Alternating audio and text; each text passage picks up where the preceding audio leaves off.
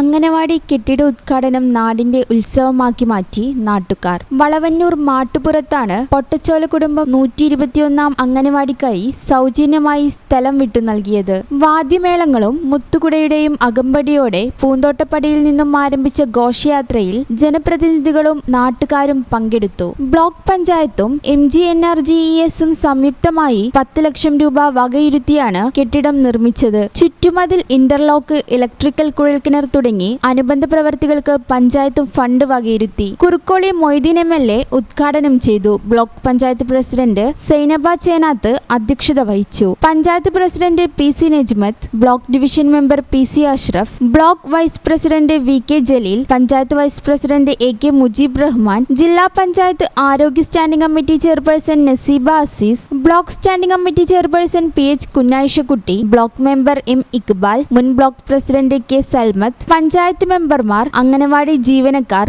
ASHA വർക്കർമാർ, club ഭാരവാഹികൾ തുടങ്ങിയവർ പങ്കെടുത്തു. ഈ channel news Malappuram. Kavita Gold and Diamonds. Choose your special.